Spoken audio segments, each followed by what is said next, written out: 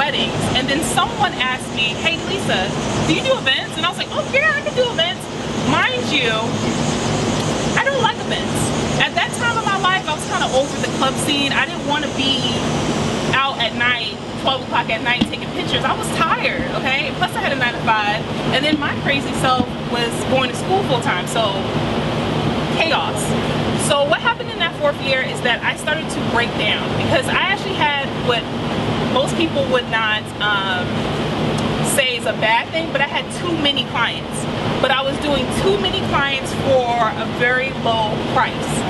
And the reason why branding comes into effect and marketing comes into effect is that I was catering to everyone, and so I couldn't speak to one person, at least one person. And so by doing that, when someone came to me, right, and they were like, Lisa, can you do a wedding? I didn't really have a wedding package, okay?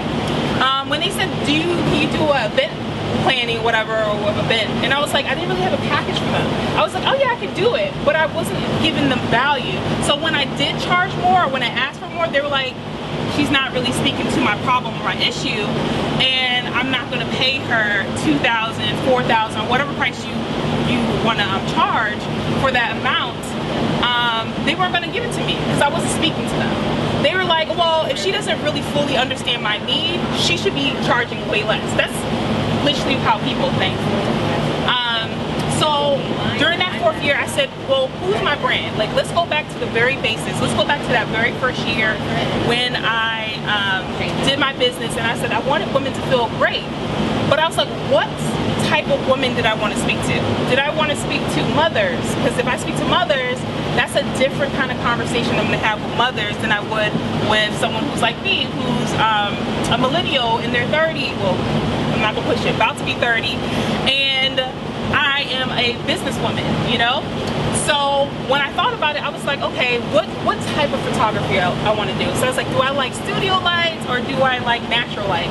And I said I wanted to do natural light because I feel like when you are a business owner, and this is just for my brand and this may apply to yours, but if you're a business owner and you think about the type of materials or products that you're giving to a business owner, they're most likely coming to you because they're either relaunching their website, they either are doing like a tour, like a book tour, they're doing something that is new or want to speak to them who they are today. And so when I thought about that, I was like, okay, a professional, they can do a headshot, but headshots are really, if you really think about it, they're not for the business owner, they're for like the 9 to 5ers, if you really think about it. And the reason why, and I had to really think about that because I didn't want to let those people go, because I was like, oh my God, if I say no to headshots, then I'm not going to get the clients that I want. That was a complete freaking lie, okay? So when I said I wanted to talk to women entrepreneurs versus the 9 to 5ers, I started to attract those females. And because my background is in graphic design and digital marketing, and basically branding and marketing, I was able to speak to them than any other person that can speak to them. So for instance, I'll give you an example. I had a client that came to me and she just wanted a headshot. That's what she thought she needed, right?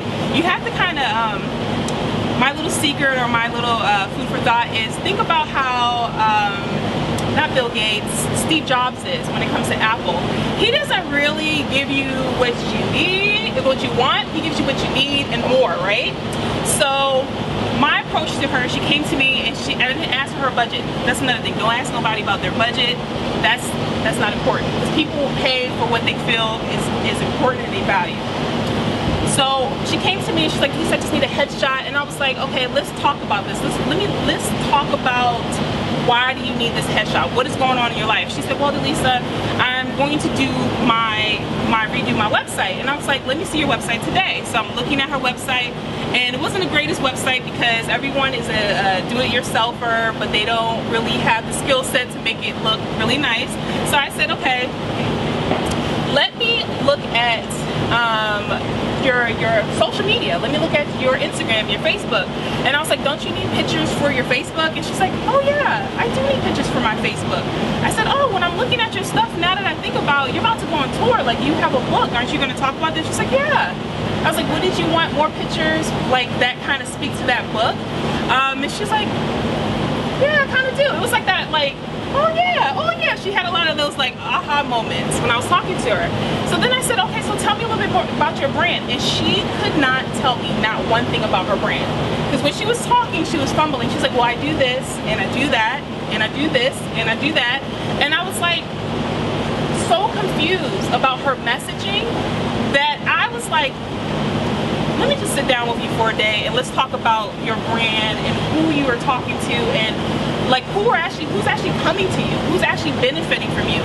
So when I did that and had that conversation with her, she was like, oh, Daliso, whatever you're gonna charge for the photography, I'm with you.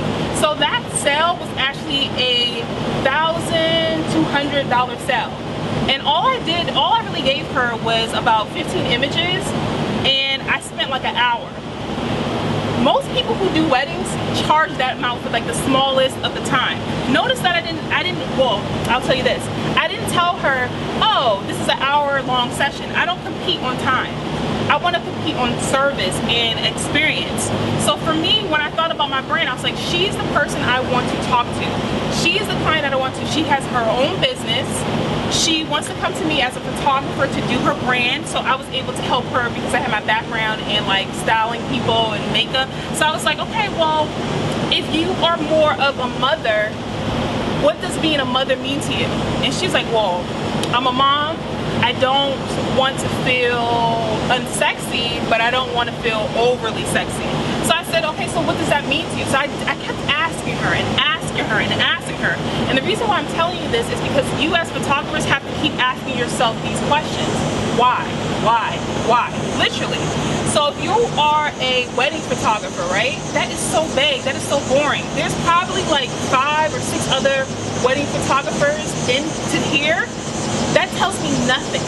If you were to even up it up a notch and said, I am a Maryland wedding photographer, that means nothing to me. If you are a wedding photographer and you said, I specialize on intimate small weddings, now you are speaking my language. Because I may be a bride, or I may be a bride who's going to have a small wedding, and by you saying that, she's like, oh my gosh, I have a small wedding. So you want to give your clients those aha moments. Oh, that's me. I'm about to have a small wedding. Okay, let me read more details about what she or he does, right? So when it comes to your brand as a photographer, you got to figure out what type of photographer you want to be. You're not a portrait photographer. That means nothing. As a matter of fact, a lot of times your clients are not even hashtagging or saying portrait. They don't know what that means. That's our technical words. What they are saying is maternity, right? They're saying maternity because they're looking for maternity photographers. What they are saying is even more in detail, Maryland maternity photographer, okay?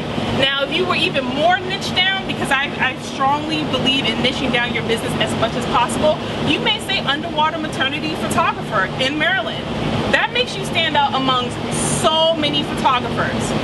So many. Think about it, because as a customer, or as a consumer I should say, when you're buying stuff, you're looking for one specific thing, right? And then when you're trying to narrow down, like, who do I talk to, or who do I go to for this particular service, you're gonna start niching that thing down even more. So if you're sick, okay, you're sick in what kind of way? Oh, my stomach hurts. Okay, does anything else hurt? Like, does your head hurt? You're gonna be like, no, my head doesn't hurt, just my stomach. And so then you're gonna find people, or find a doctor that's maybe, there's no doctor that probably specializes in stomach, but I'm just giving you an example. But you're gonna find the medicine or the cure that's going to help you solve your stomach. You're not gonna go to take a medicine that's going to help you solve your head, because that's not fixing your stomach. You get what I'm saying? So as photographers, we have to start niching down our business and being really, really, really, really clear of why niching down our business is so important. So now that I talked about the why, now I talked a little bit about niching, and that's more about branding. Let's talk about social media, because all of you guys, I'm assuming, are on social media, right? Okay. So when you niche down your business, how many of you guys feel like you have a great handle on your social media? Like, you know what to post, you know, no one? Okay, kind of, sort of, a little bit. So this is why niching down your business makes so much sense. If you, let's go back to the example as the intimate small wedding photographer, right? That is so niche that you can show your clients on social media those type of images, those type of pictures. Also, if you're talking about a small wedding, most likely, you know, it could be a number of things. If you're doing a small wedding, you probably don't have a huge family. If you're doing a small wedding, you probably don't have the budget to do like a really extravagant wedding with like real flowers and everything. You gotta have to like speak to your clientele, but it doesn't matter. That gives you so much material to write about, to post about, to take pictures of, to even like to the point where you're on Facebook and you're doing, or YouTube and you're doing videos or lives, you can speak to that, you know? Win-win situation is that you are the photographer that has been there in the shoes of your client. So for instance, I go back to my story. As a person that was dealing with self-esteem, loss, really dealing with rejection of anything, that's what I was going through during that time. I started to track those type of people that were going through rejection, right? Because I can speak about that. It was real to me. So I can talk about what rejection feels like to the point where they can see it and they can feel it. So that's what type of photographer or even business or brand you want to be, where you can speak to something where they don't even see it, but they can feel it, you know? So when you're talking about things on social media, or when you're doing, like my favorite platform is YouTube, when you're able to talk about something that is real and it comes from you and it comes from your brand and it relates to your business, people flock to that. People are going to share their stories. And then guess what? When people share their stories or comment on your posts, it gives you even more material to talk about.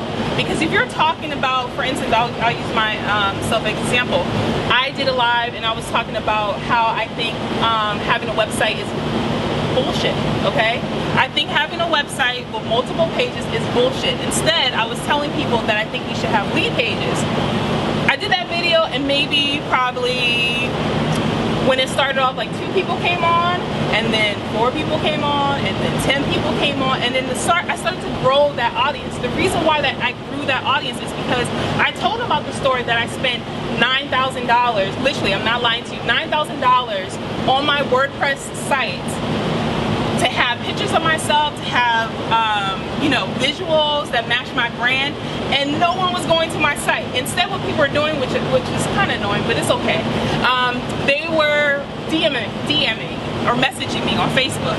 So they wouldn't even go to my site. And when I started to look at my site and what I was doing, I wasn't speaking to anyone. I was talking about myself. I was saying, when I was a little girl, I did photography, and photography changed my world, and da-da-da-da. And y'all don't care about that. If you're looking for me to do your brand, you don't care about that. Seriously, you do not care about it. No one cares about that. So you have that on your website right now. Take your About Me section off. It is not about you. When business, unfortunately, it's not about you when it comes to your website. The reason why it's not about you when it comes to your website is because when people are going to your website, think about why you go to the website. Most likely when you found someone, right, you went through their social media, you may have followed, you're like, they're posting some really nice pictures, I like what they're saying, and you're like, okay, I'm seeing what they're doing. So then all of a sudden, on their Facebook account, their IG account, they start to talk about something that really strikes a chord. So for instance, I'll give you a random example that's not part of photography, but they start talking about being more financially responsible, right? And you are struggling on your student loans, you can't figure out how to pay your bills. They say something, you're like, that feels a little strange to me. Like, I need to work on this myself, right? So then what you're probably going to do there, or what they're going to do as a business person, they're going to direct you to some type of page. Most likely it's going to be your website, right? If I go to your website, after you gave me this really good introduction about, oh my gosh, you want to be debt free, this is how I got debt free, and then I go to your page and you talk about yourself, I'm going to be like, girl, bye, and switch off. I'm not going to buy from you. But if you start talking about that client needs and their wants, and you start saying, and on your website, and you say, start living a financial freedom lifestyle, right? You're like, yeah, that's what I want. That's me. And then you say, do you struggle to pay your bills on time? Do you struggle with handling your student loans? And you're like, yeah, that's me. That's me. She's talking to me. When you start seeing that kind of stuff on a website, that doesn't take a whole 5-6 pages, and then throw some call of actions. Thank you. Throw some call of actions on that website. People are going to click and buy from you because you're speaking to a specific need. And that's why I always tell photographers, you are not a portrait photographer. That means nothing. It really doesn't mean it means nothing to the average person, because no one's searching for portrait. They're really not. They're searching for photographer. They're searching for maternity. They're searching for keywords that relate to them. You know. So you have to really make sure when you are talking about your brand that you're speaking to your ideal customers. Oh, do I need to speak up? Okay, sorry. So you have to make sure, oh, screaming. You have to make sure that you're speaking to your ideal customers at all times. So when you are doing your business, and I forgot, what kind of photographer you are? I don't want to put you on the spot, but I like to interact with people. Well, I do multiple. Multiple? Yeah. So why do you do multiple? Why do you feel the need to do multiple? So I focus on small business, product photography, commercial photography. Yeah. So I would say that that's what I specialize. So who do you service? I know you said small business, but what kind of business? Mainly female entrepreneurs. Female entrepreneurs. In the DMV. Okay. So what, even for you, like, niche that shit even down even more. Excuse my language, but this is how I talk. Niche it down even more, because what you said was so vague that I was like, is she talking to, I'm a small business. I am a female. She does product, but what kind of products? What kind of industry do excite you? Because nothing is worse than you're doing a project and you don't really like the material, or the client doesn't understand the value of what you do, and they're just like, just do anything. You're like, well, I need more information. You know what I mean? So really take the time to niche down in your brand and your business and speak clearly to the person you want to talk to. I'm telling you, it's going to, how many of you guys get clients that you just don't want? Like they come to you and they think that your photography service should be like $100, $200. If they're coming to you after going through your social media, after going to your site, that means you're not doing a great job at speaking to your ideal customers. Or that you have a product or service, and you guys are going to kill me for this, that that you may think that your ideal customer or client wants, but they don't really want, you know? So you have to tap into that, first and foremost. Okay, so let's get into the marketing aspect, because that's my favorite aspect. I always say that branding and marketing go hand in hand. That's why when you see people talk about branding, they can't even touch branding without even talking about marketing. So how do you market yourself? How do you find those clients, those ideal clients that you want? Let me tell you something. From someone who used to do everything, don't spend your money on vending, okay? As a photographer, it is a waste of time. You know why? If you are a wedding photographer, right, and you go to a wedding event, you can't move away from your table, can you? You're kind of like stuck right here. You can't move, you can't talk to anyone. You're right there. You're waiting and hoping and praying that someone is going to walk to your table and talk to you, right? Here's the better solution. So let me just give you like a quick little like math thing. Normally when you vend around here, it's probably going to be anywhere from $250 to $500 or $1,000 and more, right? Normally for those tickets for the events are probably like $25. Which one would you rather pay? The 25, right?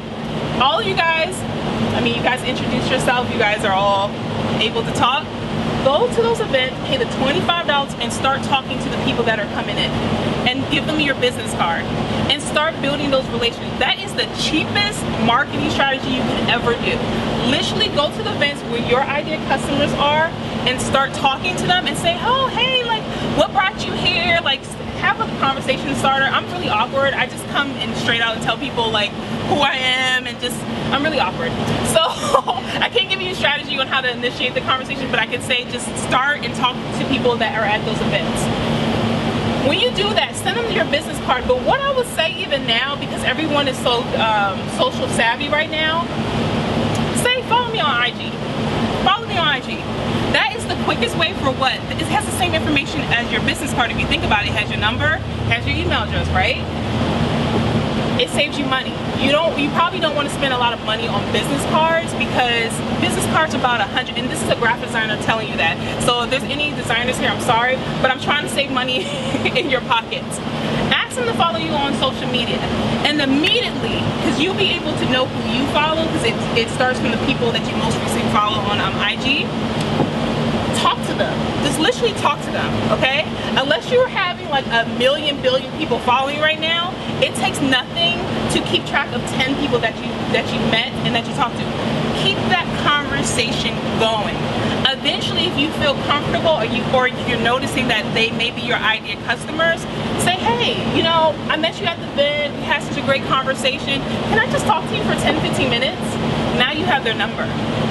I don't know about you, there's two things in life that I always say everyone has, unless you're homeless, is a phone number and an email. Those are the two most powerful tools you can ever have, okay?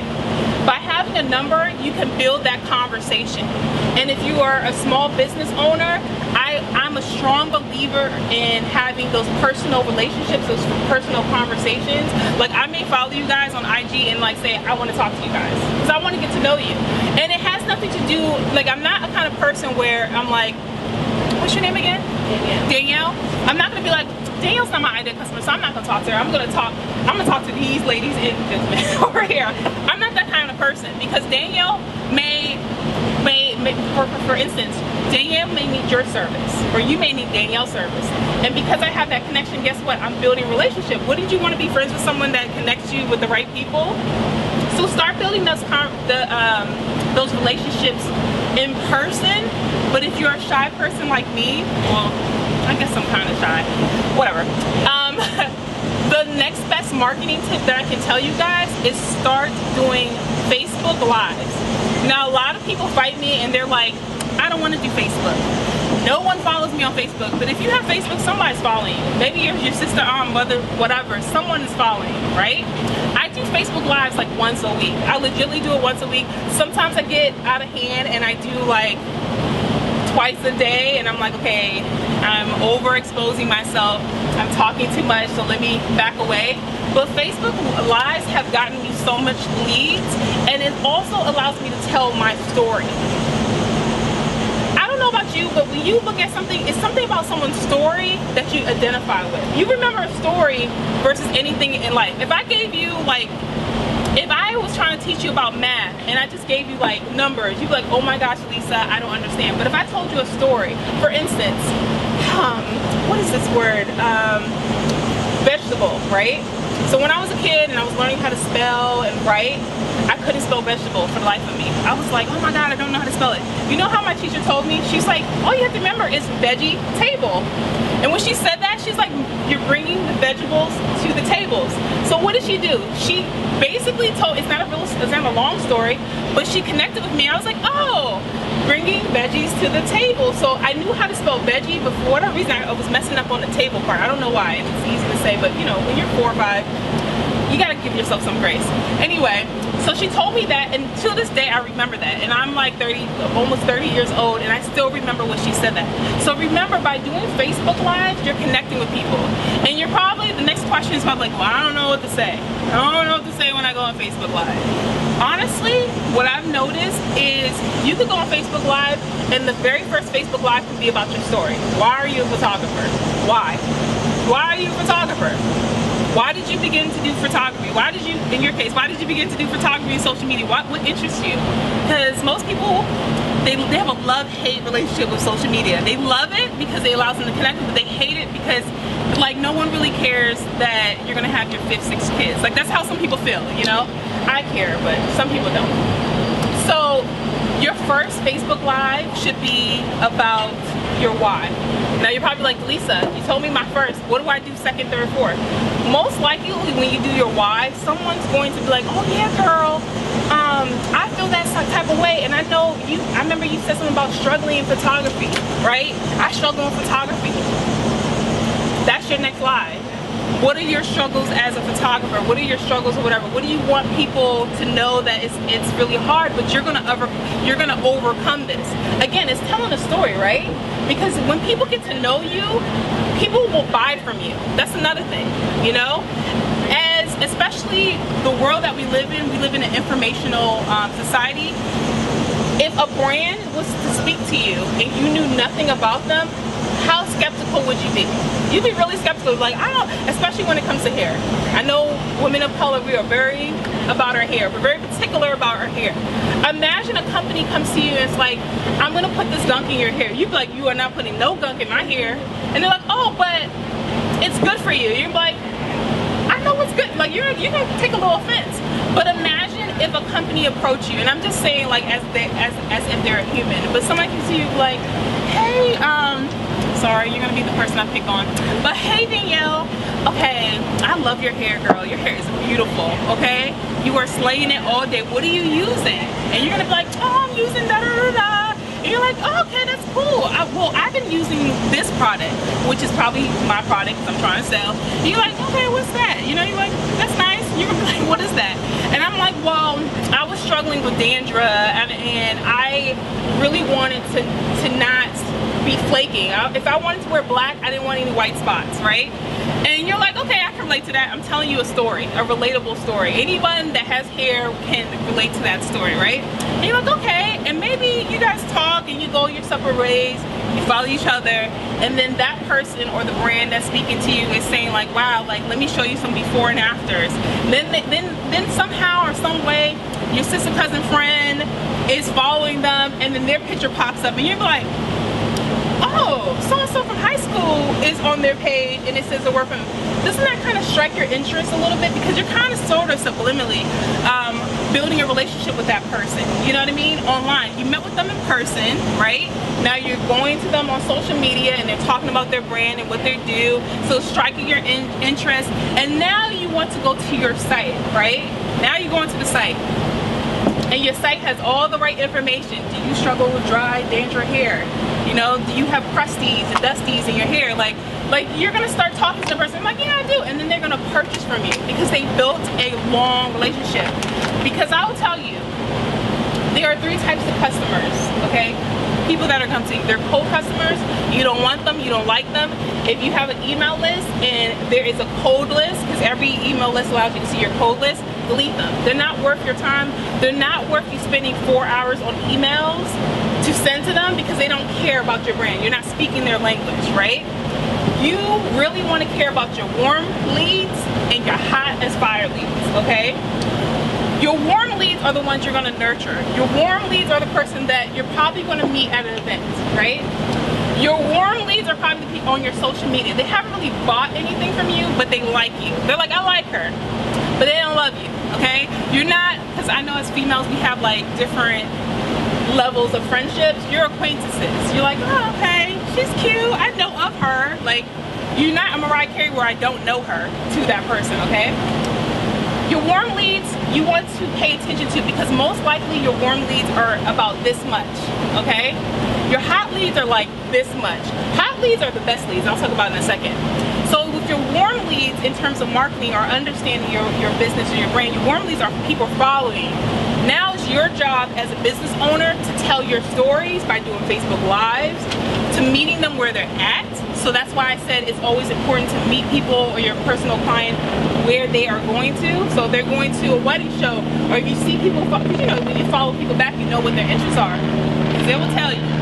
You start going to their events and start showing up. You're like, oh, I keep bumping into this girl. This is a coincidence. You're like, yeah, it's a coincidence. But really, I was just looking on your social media, and I was really looking at your social media, and I noticed that a lot of people were going to this particular event.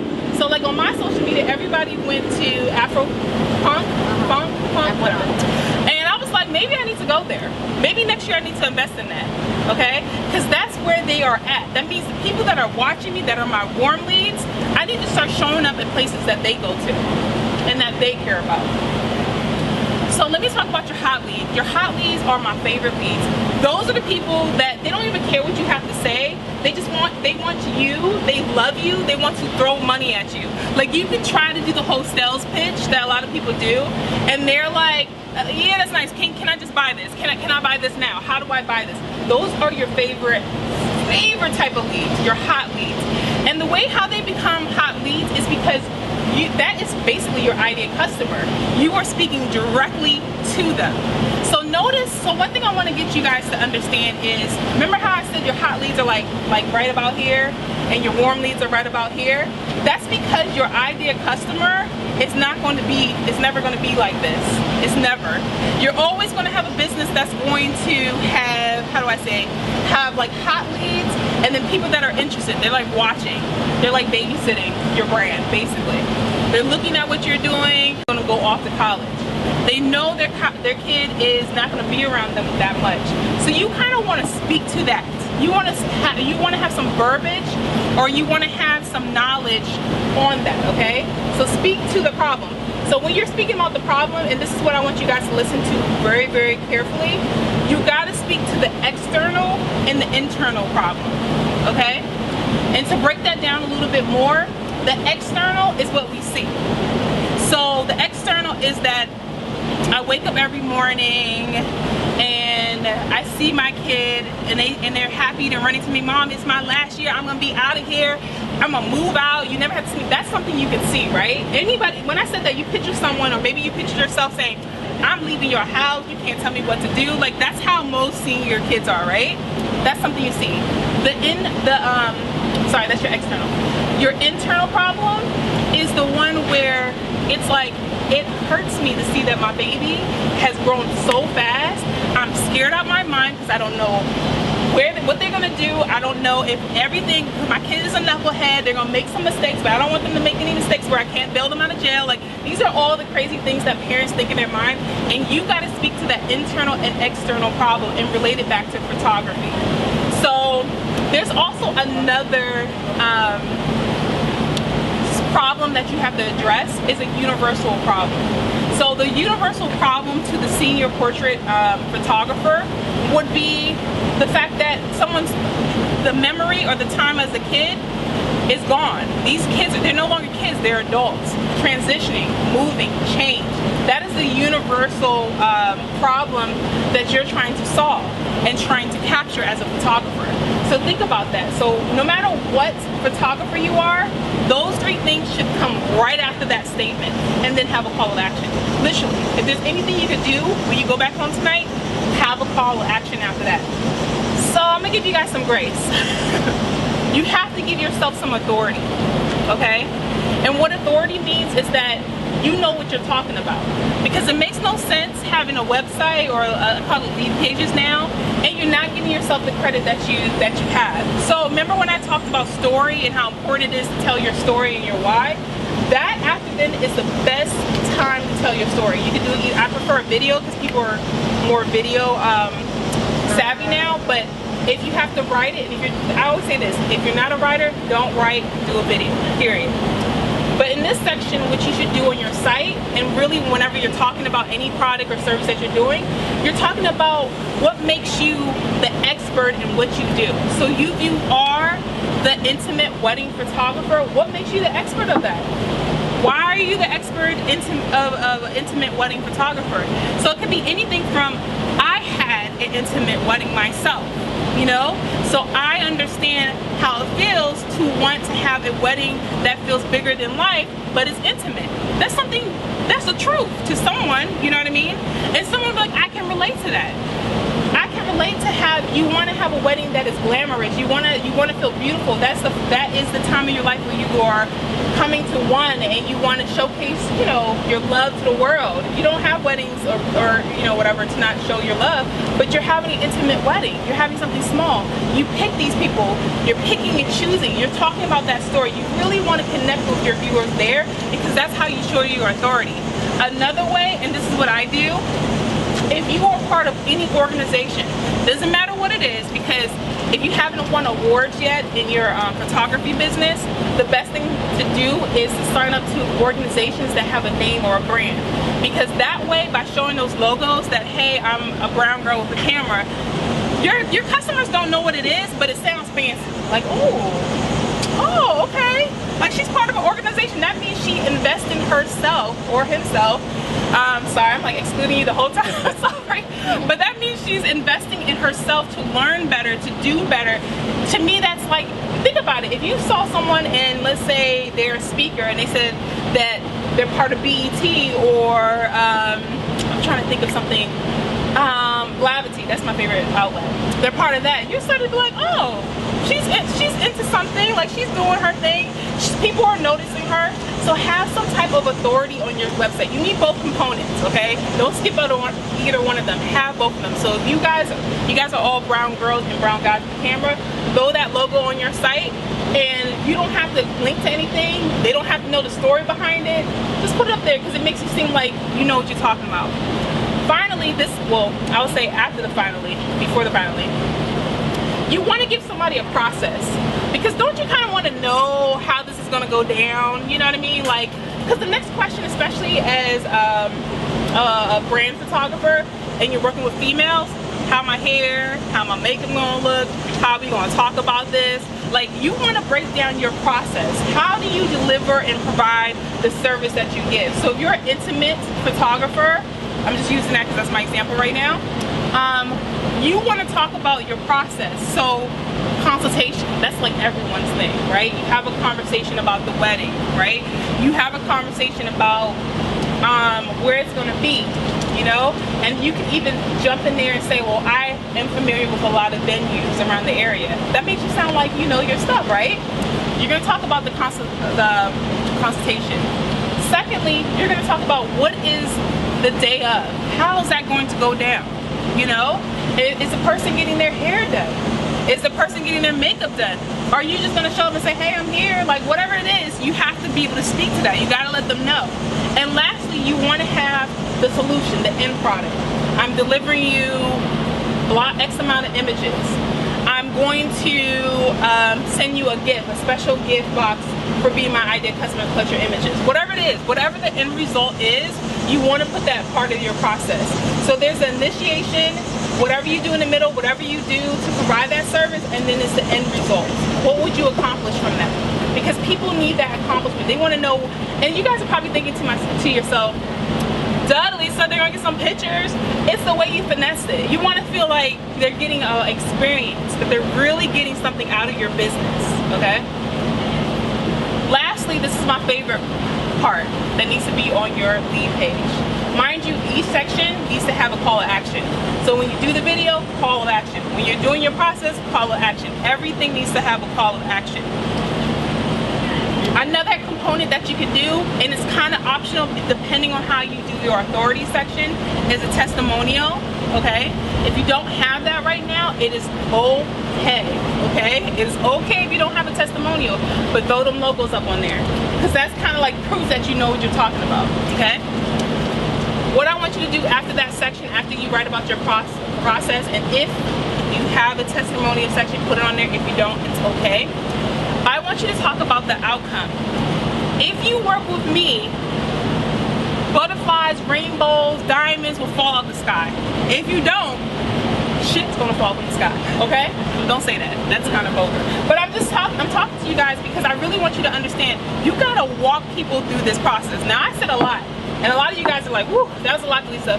But once you put it on your site, it's gonna be like easy. Once you do it, you don't ever have to do it again, especially if you niche down your business. Now, I talked about niching. Imagine if you didn't niche your business. How many lead pages would you have to create? You have to create one of those pages for every dang old thing that you do. So if you are the portrait photographer and you do, that's so vague, and you do senior portraits, and you do maternity, and you do babies, like, you know, children, families. Those are 4 different people you're talking to, okay? When you are pregnant, you feel some type of way. You feel uncomfortable. There's something growing. I don't know this, but I'm assuming from what my friend said, there's something growing in you, and you feel uncomfortable, but you're also bringing life to the world, right? Talk about that. But you can't talk about that when you're talking about families. They're like, I've been done, had a kid. I just want you to take the pictures of my family. So you know what I mean? That's why it's so important to niche down your business and have those pages. Notice how I didn't say anything about showing your work that much. Obviously, you're going to show your work. But now, because you niche it down, you know the type of work to show. Because a lot of photographers, they're like, I don't know what to show. Can you tell me what's the best 10 pictures? Now that you have a story that's going to be on your site, that's going to have a call of action, guess what? You can talk about that. So when you're talking about when you're talking about your process and you're saying I do hair and makeup, guess what? You have a picture on the site, hair and makeup. Now you can speak to that and you can show it. Because you have to have a balance between what you show and what you speak to, okay? Now that I talk about, I give you a lot of information about it, y'all. This is like a over a couple $1,000 information, but I wanted to let you guys know that because we have to start thinking about our business and our brand as a story. Your brand is the story that is going to connect you with others. Your story brand and what you put on your site and how you identify and talk to that person is going to help you generate sales. If you miss these steps, you are going to forever have an expensive ass website. You're going to be posting on social media. You know this as a social person. Like when you're posting on IG and you're like all over the place, people are like, what is this? Like, I don't get this, you know? So you have to really be able to speak to brand. Even me, as a brand expert, I had to look at my stuff. I'm about to delete quite a few stuff. Because I was like, I'm transitioning. I'm moving from the photographer to the brand expert and the brand coach. So now what do I have to show? When I'm talking on YouTube, now I still like beauty. I can still talk about beauty, but instead of, I did a whole rant about this and people were like, yes, I saw a bunch of that on my page. But I was talking about Fenty Beauty, right? That's relevant. That just came out, right? Every dang old makeup artist did a review. Boring. I don't need 10, 15 million videos about, oh, I got trophy white. It's wearable every day. No, it's not, by the way. Do not buy that and wear that every day unless you have business at night, then that's your thing. But I will say, what stood out among all those videos, there's this young lady, I don't know if you guys are familiar with her, named Shannon Boodram. She's basically a sex expert, okay? When she did her Fenty Beauty video, she still put her on her makeup, she still beat her face to the gods, right? But she did it in a different way and she stuck to her brand. She's a sex therapist, right? So when she did her video, she talked about, did Rihanna create a beauty line that, what was it? Did she create a beauty line that reflects like attraction, the laws of attraction? So she said that the trophy wife or any of those shimmer glitter things, how, you know, when you have it right here, it kind of is attracted to guys. They're like, ooh, what is that glittery thing? Who's got? But you guys are like, ooh, that's pretty. Like that's how you guys are, right? She talked about how having like contour skin, like having like youthful skin, even tone that makes you look youthful. And you know, we are obsessed about youth, we are obsessed about beauty. So she talked about that, and I was so appreciative of that video, and I was tweeting, I was like, oh my god, you are so into brand. Guess what Shannon did? She followed me, she was talking to me, and I only have like about 300 followers on YouTube. I'm just starting to build it, and she talked to me, she's like, Delisa, you get it, I love this. She said, but I didn't get a lot of people watching. I said, you got more than 2,000 followers looking at your video, and I'm still trying to get somebody to look at my videos. I said, shut up, okay? You doing a thing? So that's what I'm saying, and it makes it easier for you to talk about relatable things, you know? So you're not stuck in the box. That's one thing I want to tell you. By niching now, you're not in a box. You are not in a box. It gives you the ability to talk about a variety amount of things, but in a different way, and you're staying true to your brand. So that's all I have to say to you guys. Do you have any questions? How do you pick like your brand name or your logo, that type of stuff? Your brand name and your logo? So I'll tell you this. I always knew from the get-go that no matter what I do, I wanted my name. First of all, I'll tell you this. There's not that many Delisas, okay? There's a Delisa group, and I was like, you guys did not spell it like my mother and my father did with the space between the E and the L and the capital. I did that because my name is unique. I'm not an Amber, I'm not an Ashley. Sorry if that's your names, but it's very common. So I decided to have my name. Plus, I knew at the time that I wanted to evolve. I didn't always want to be the photographer, and at the time I wasn't just a photographer, I was a designer, I was a digital marketer, so I had a lot of things to me, and I knew eventually I was going to grow out. So I decided to do my name. In terms of if you did something like that's not your name, I think that's better, especially if you have a common name, you know, like if you're an Ashley, but then you can spin it, you know, like Ashley's not always Ashley, it's Ash, right? Danielle, sometimes it's Danny, right? I know people feel some kind of way, right? Even Delisa, people call me D, and I'm like, I don't like that, it's a boy's name. So that's how I picked my name in particular. It's no right or wrong, but I will say this. If you have a name, put the name together with no spaces and make sure it's not saying any cuss words, anything sexual, because sometimes when you see the combination of words, it will spell out something else, and that's what people will see. So keep that in mind when it comes to choosing your name. Don't choose a name that is super long. Oh my God, who wants to type something that is so forgettable, you know? Have a name that's quick, easy, concise. In turn, you asked about color, right? Logos? God. So whatever you guys do, don't use the color pink and black, because everyone has done that, especially talking about females. But what I say with logos, I will stick with a very clean logo. Do not use the cursive font. The little like loop, don't use that. It's hard to read. You want a logo that is easy to read.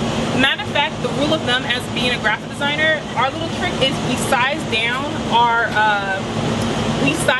our logos to like about an inch, basically an inch on the computer. And if you can't read it, people can't read it.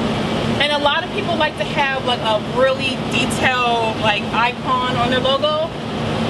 If you can't read it at that size, you don't need it. Keep it simple. Use your name, you know, until you can hire a graphic designer who can really execute your full brand. Find a font that is readable at that size and use that. Just keep it simple. Don't try to make it fancy. You don't have to. You guys have any other questions? So you talked a lot about, you know, finding your niche and stuff like that, but what happens when you offer multiple services? You have to find, so if you offer multiple services, you have to find that common thread. Like what do you do ultimately? So for instance, I'm a brand expert, okay? That means nothing to no one, right? But what I tend to focus on is clarifying your message and your identity, and also building your visibility, right? So I kind of mix that all together, but it's still in branding, but I niche it down, because in branding, I could talk about graphic design. Like I could be the person that's actually doing the design, but I'm not doing that, so I wouldn't talk about that. So it's about niching, like finding the common thread that you want to have, and then focusing on that. So for instance, even me, I talk about showing up and showing out. So visibility is about showing up, right? Messaging is not really about showing, you know, whatever, but it is telling a story, because I talked about brand story, and that's what I kind of specialize in. That's kind of visually showing, you know what I mean? So it's a way to talk about your business in a way that it makes sense, that you can tie it in. So when you're writing content, even when you're doing emails, following that format that I was telling you guys about, it makes it so much easier to talk to them. So finding that common thread. So you're not just a social media expert. That's not what you do. You talk to a specific group. So you can niche it down that way, like I recommend, or you niche it really down to your ideal customers.